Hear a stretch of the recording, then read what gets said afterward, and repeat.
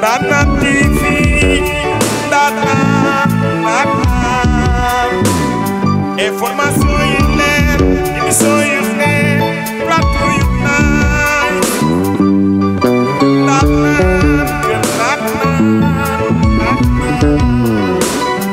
Ndanane TV Ndanane télé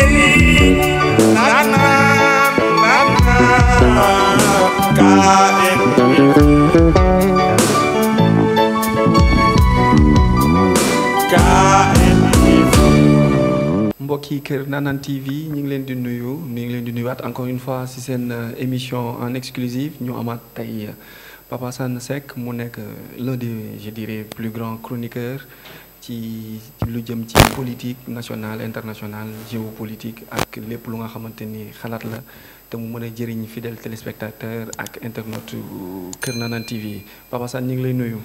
auzu billahi min shaytaan rajim bismillahi rahmaani rahim asalaamaaleykum rahmatullah taala wa barakaatuhu yaa Seydi Haroun ñu ngi laa nuyu ba baax. ñu ngi laa fay di nuyu waa man damay wax KN TV di la nuyu baax di nuyu ma paate mi ma jàkkaar lool ak Assane Dia di nuyu ñoom Jaxate ñoom Jaak kilifa yooyu ak ñenn foofu ñëpp ak sunu bokk yenn tëng géej épp ñu ngi leen di nuyu ba baax. ñu ngi laa fay jaraboot jërëjëf bokka ñu gis ni actualité bi bari na au niveau national mais aussi au niveau international ñu taamu sa xalaat ñu bari ci sénégalais yi di la faral di déglu ci échange yi ngay faral di jox ak argumentation bu am doole bu solide bi mais balaa ñoo gën a xuus wala ñoo gën a sori ci li fi root ñu def benn rappel bu ndaw rek ak benn fàttali bu ndaw danoo seetlu nii temps yële passé les responsables de la police nationale génn def un communiqué def une conférence boobu juraat beneen communication juraat beneen communiqué encore mu dem ba dans la rue mu dem ba dans les instances même internationales am si nga xamante ni reprendre nañ ko yenn médias yeeg yooyu ana ban xalaat nga am ci loolu ndax police dañoo xaw a juum foofu wala nan ko taxawee wala nan ko waxee woon moo jaaru jol alors damay wax benn affaire boo xam ni compliqué wul gis nga fi àdduna bi toll ngay wax ak man maa ngi sëgg ci téléphone bi di tontu. waaw àdduna bi foofu la toll. tout est instantané. c'est-à-dire que diggante xef bi sax am na lu rëcc loo xam ne faw nga dabuwaat pour xool pour sauf que nag à un moment donné il faut ñu jël téléphone yeeg yëpp ñu teg na le dëgg la pour mën a sinon daf ñuy conditionné ba mu ëpp. si mais may wax benn affaire. en 99 dafa am benn kilifa bu mag bu noo wax. Daniel Mitterrand. di kenn ci soxnas François Mitterrand. Alors, qu'est-ce qu'elle avait dit? Dafa ne nous sommes en 1999. Oui. Le 21e siècle bi noo dugg. À partir de 2000. Oui. Ce sera un siècle où celui qui ne communiquera pas disparaîtra. Effectivement. Moo di ne la donne change, on est à un autre niveau et que il va falloir être dedans. Oui. Sinon, tu n'existes plus, tu es out of. Oui. waaw léegi ci contexte boobu bu fekkee ne am na xew-xew yu am yu mel ni par exemple li ñu dund le 1er juin. ak le 2 juin. dafay jar effectivement nu leeral la nga xam ni lëndëm na. dëgg la mais la lëndëm la noo leeral. la nga xam ni leer na nañ moom kenn mënut kaa leeral leer na gis nañu ko xam nañu. dëgg la il s'est agi de quoi. événement bu xew post lan la verdict ay nit mer nañu jur na coow ñu gis ay nit. armée yoo xam ni duñu forcément des personnes assermentées. naam gis nañ leen ñu ànd ak sécurité publique. wàcc ci ay oto di tirer. lu ñëpp gis xam nga lu ñëpp gis pour expliquer que dafay difficile. à un moment donné on nous dit ils sont de la police en civil à un moment donné on nous dit non ay nervis lañu à un moment donné ay manifestants yu tirer ci ay manifestants. personne ne comprend. force occulte à un moment donné ñu naan non dafa am ñu jóg pour. defar seen kaaraange bopp ndax bañ ku leen yàqal personne n'a compris. Et dans cette confusion kilifa yi wax nañu loo xam ni nit ñi nu ngi kaa dund sénégalais yi ñu ci bëri weddi mais fa ñuy weddee am koo xam ni mu ngi ci biti moom la nit ñi di weddi fii ak la nit ñi di bañ a wane ci média yi parce que le mal en fait c'est quoi mooy que la presse n'a pas montré réellement ce qui s'est passé pendant que d'autres médias le montrent. Est-ce que terewul leen ko. Et pendant que les réseaux sociaux le montrent. Est-ce que terewul leen ko. tere je ne pense pas c'est-à-dire que ce qu'on appelle tere c'est quoi mooy li Walf def ñu ne non day créer insurrection ñu dagg ko alors que en fait c'est cette information qui permet de calmer les ardeurs. am na ñu naan information c'est un droit étatique, c'est un droit régalien constitutionnel. Le droit à l'information c'est conventionné partout dans le monde et c'est constitutionnel. léegi nag Sénégal mooy dëkk boo xam ne jamono bii dañuy dund ak benn régime boo xam ne lu nu amoon ñafe ko ay ati at ba agsi fi non moom loolu la bëgg a nanguwaat. mu ñëw teggi ko et ça c'est un problème. c'est très difficile. Donc question bi nga ma laaj Haroun du dara lu dul kilifa yi wax nañu léegi nag la chose c'est quoi. Ce n'est pas une question de la police a dit, les forces de sécurité ont expliqué, non. C'est une question de ce que les gens ont constaté, de visu.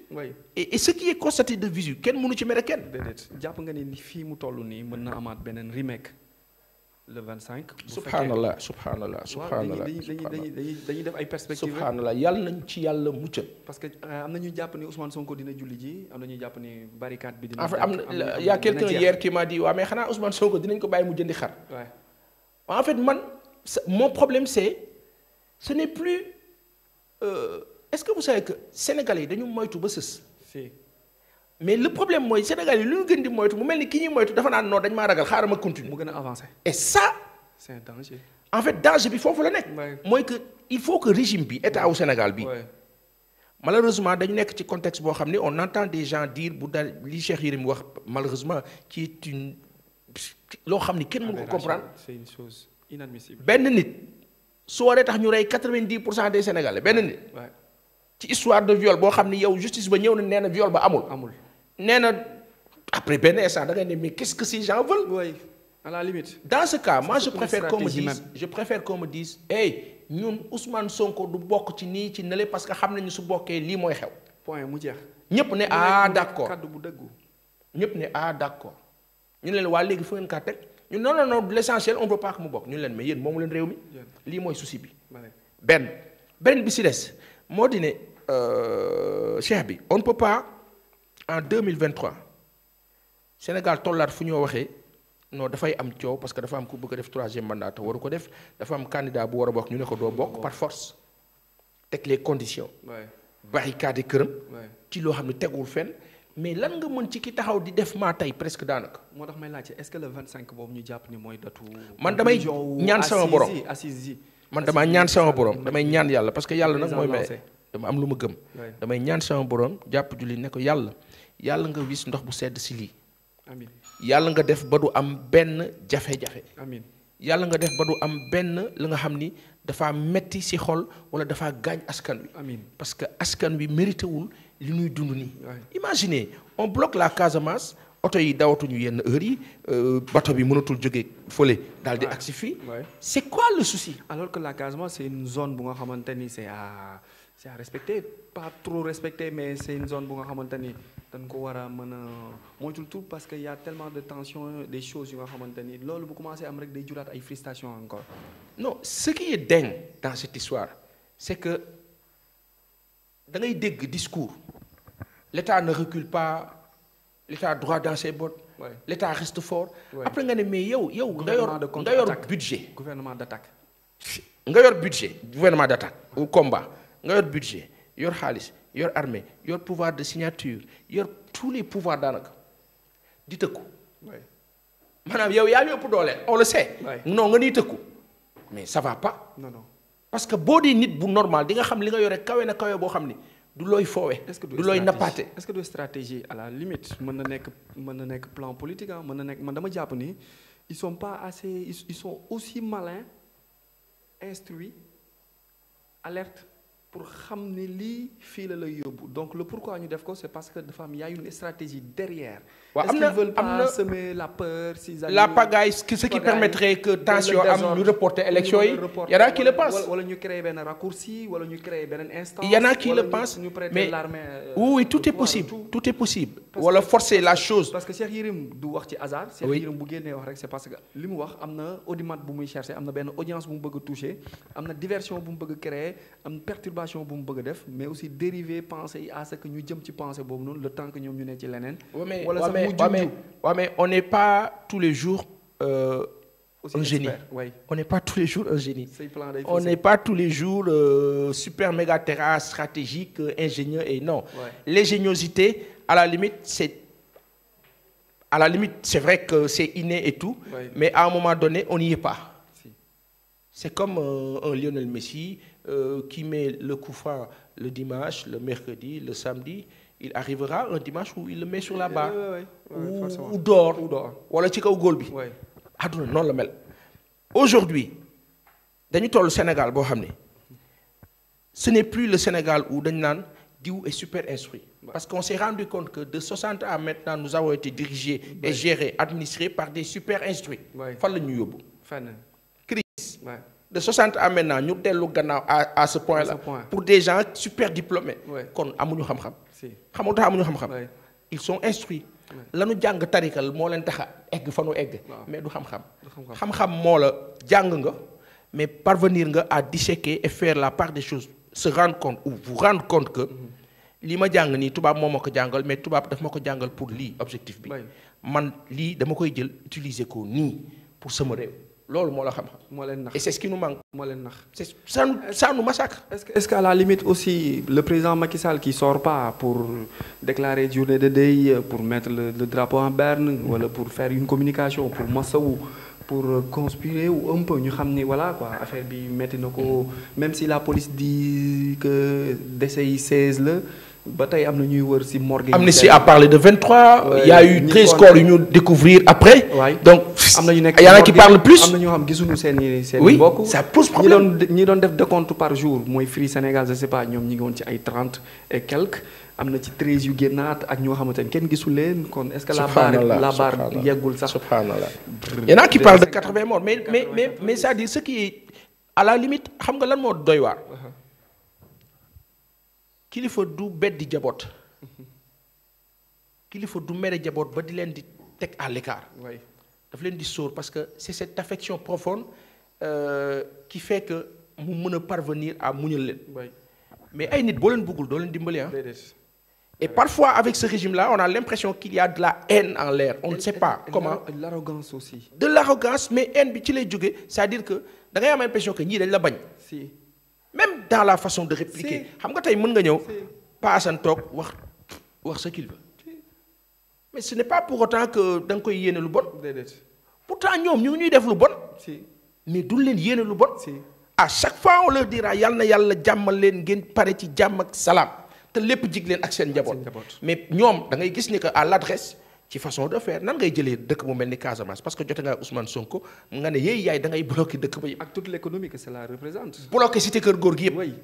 ak quelque chose que personne ne comprend. si benn procès wu affaire ñaari nit. ci diggante ñaari nit boo xam nee nga yow sa yoon newu ci.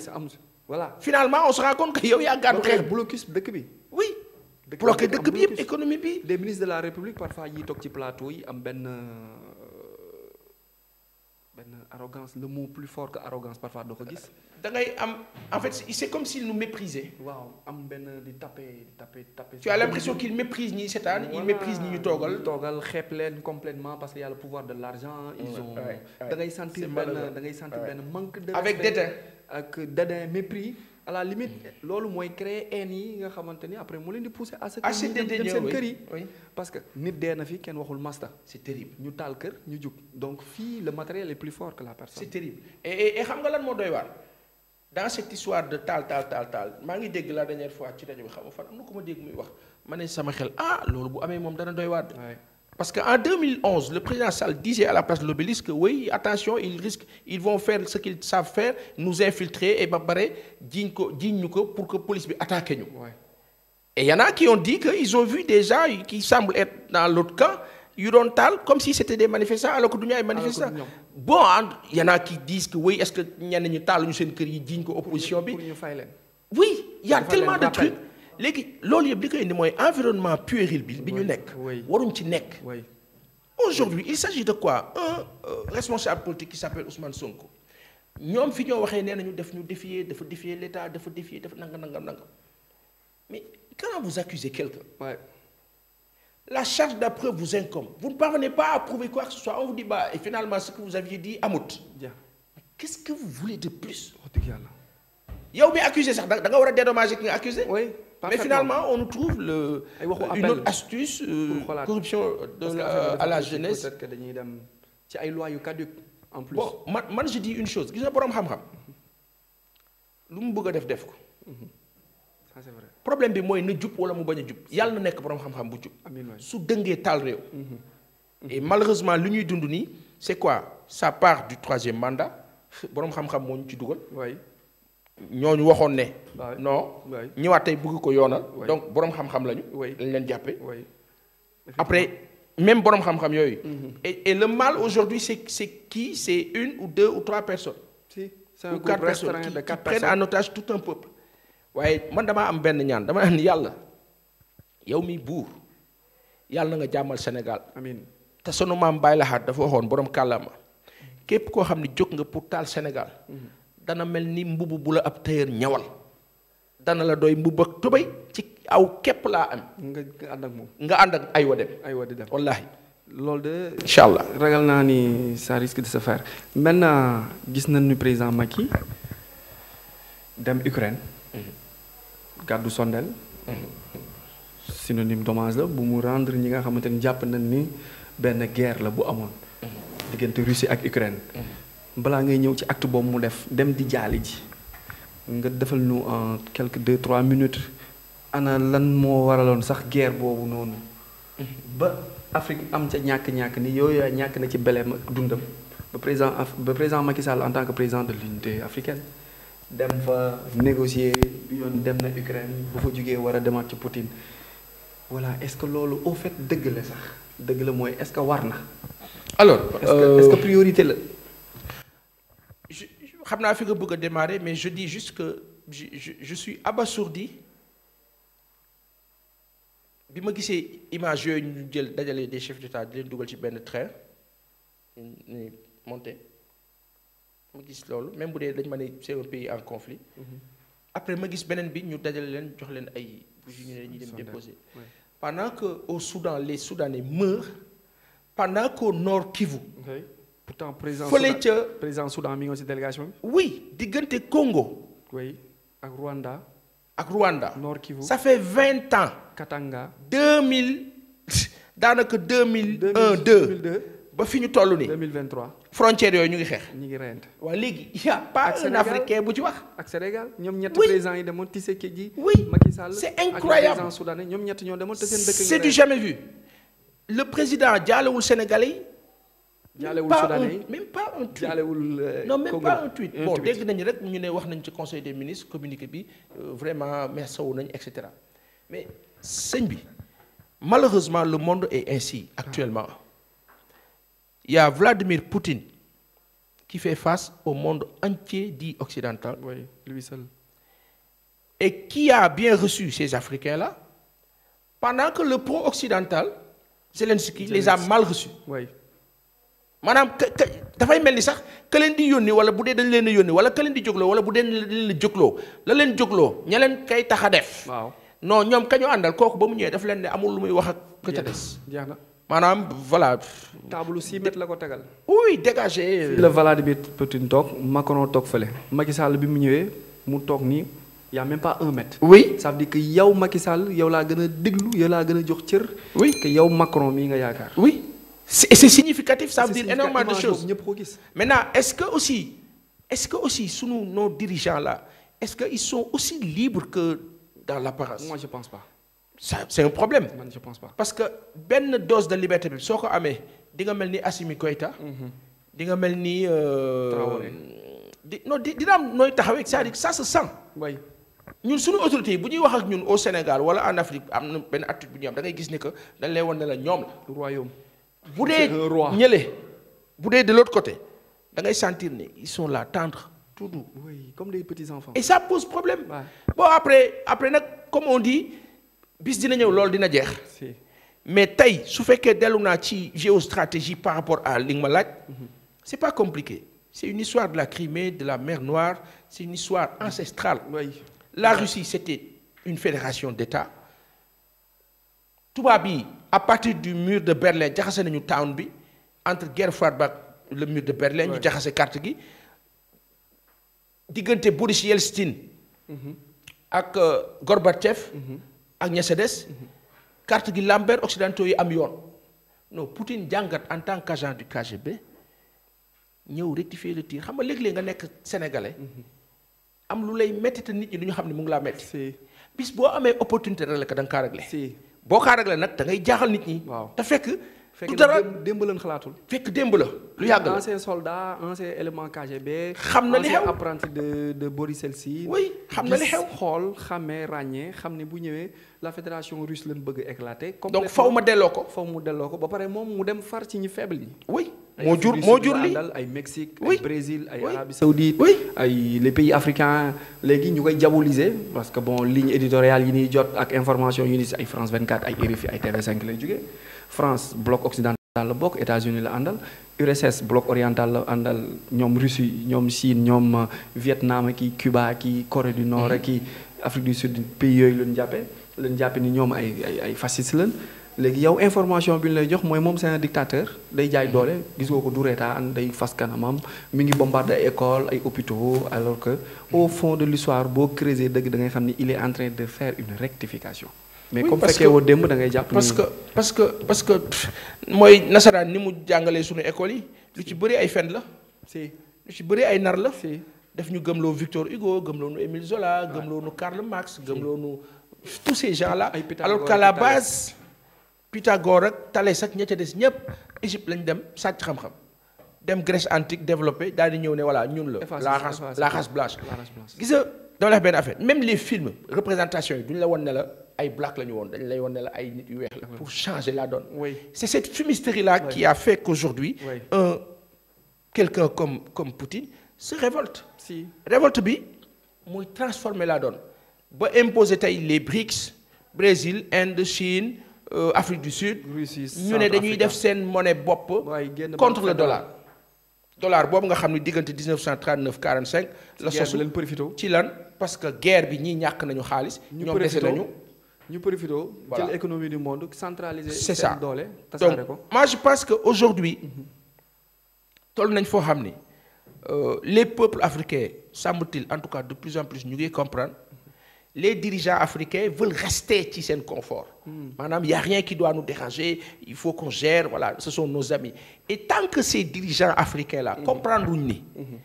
leurs amis d'antan moo xam à l'université de Paris Sorbonne wala à l'université de oui c'est mon ami étudiant qui est devenu chef d'état je suis chef d'état ñuy déggoo ci loolu tant que comprendre ni kooku moom ba mu doon jàng pour dëkkam la te ci dëgg la jàng yow da nga jàng ci manipulation da nga war a rectifier le tir tant que loolu deñut nii rek ban gis-gis nga am pour que unité africaine boobu ngay wax noonu force africaine on a failli l'avoir avec Mohamed El Khadafi ak le NEPAD hélas Sarkozy yàq ko et tant que l'Afrique du mës a am unité bu sincère tant qu'il y aura l'Afrique francophone.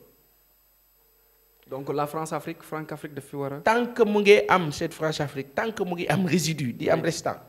Union africaine du am. kon Mali rëcc na selon vous Mali rëcc na. Mali rëcc na ca rëcc yu jëkk. Assimi c'est un génie rëcc na ca rëcc yu jëkk.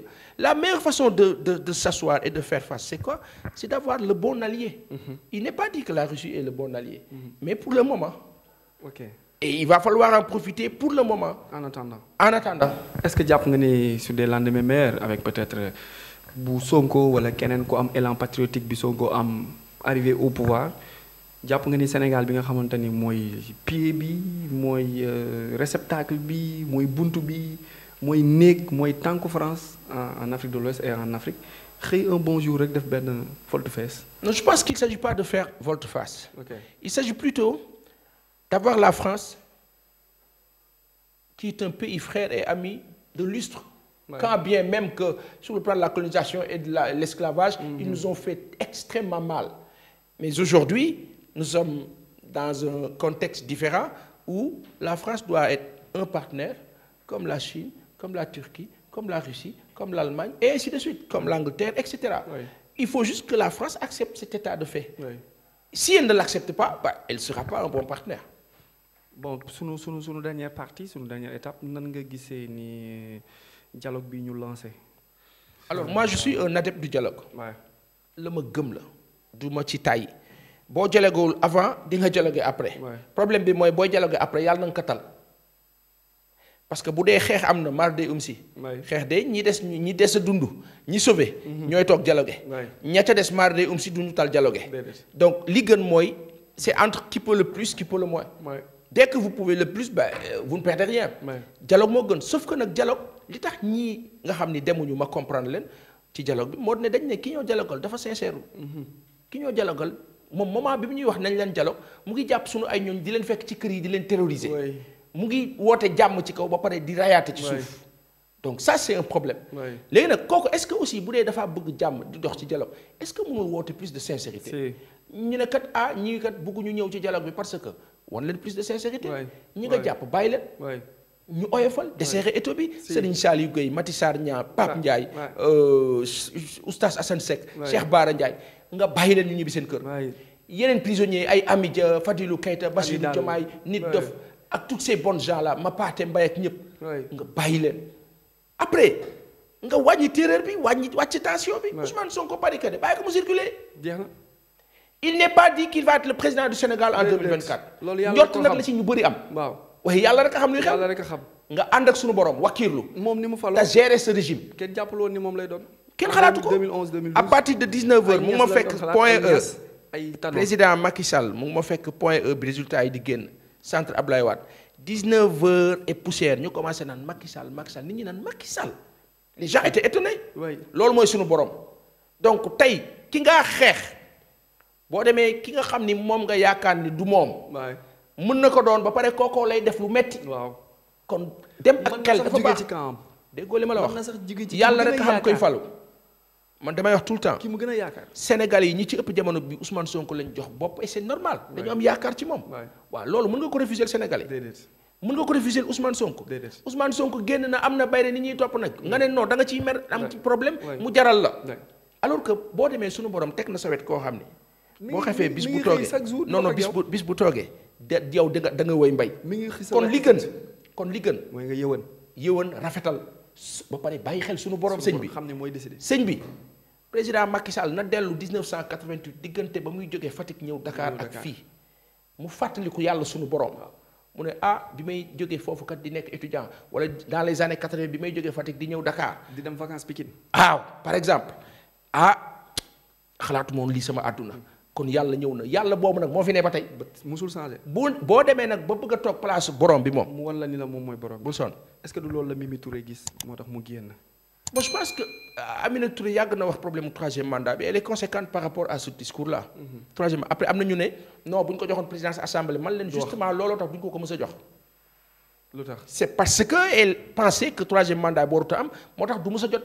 si présidence assemblée. musul si elle devient la deuxième personnalité du pays après le chef de l'État si jamais le président ne l'est plus elle doit le remplacer. en attendant. loolu c'est un problème. et vu la stratégie politique bi président Macky Sall di doxee du mës a jël discours koo xam ne daf ko ne ànduma ci troisième mandat di ko def président assemblée. day dem créer un modèle. bul sonn Amadou Mame Diop. oui bu kenn xamul mu indi ko teg ko pour mu. mais en tout cas man daal li may ñaan sama borom. yàlla na yàlla wàcc jàmm Sénégal def fi xéwal barkeek yiw wis ndox mu sedd ci coono bi ci tension bi ba pare libérer prisonniers yi ñu jàpp yëpp gis nag yàlla. est-ce que xam nga ne yàlla fi ñoo toog nii bala ñoo pare émission bi mën na libérer prisonniers yëpp. ak a ay. waaw yàlla na ko yàlla def. mooy borom kun yàlla na ko def. yàlla na yàlla wane la waat. amiin ci jàmm. incha allah ñu taaxirluwaat encore xam-xam bi ak idées yu rafet yi ak pensées pieuses je dirais. parce que analyse tant que mi ngi am ay conséquences yu positives rek. ba pare bañ a am parparloo. comme li xew réew mi léegi. da ngay far fii nga bokk faroog man doo bokk. yow mosoo bokk ci xalaat boobu. Sénégal ñoo far. waaw donc ñoo far donc ñi ngi remercier suñuy techniciens ñoom Assane Mapenda di leen jox rendez-vous prochainement ak Pa Assane toujours. incha allah merci beaucoup.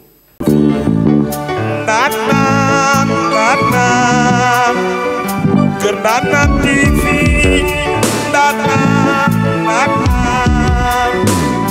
information yi leer émission yi leer plateau yu nice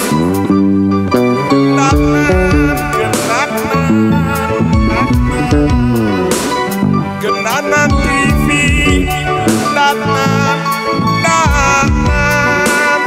Ndanane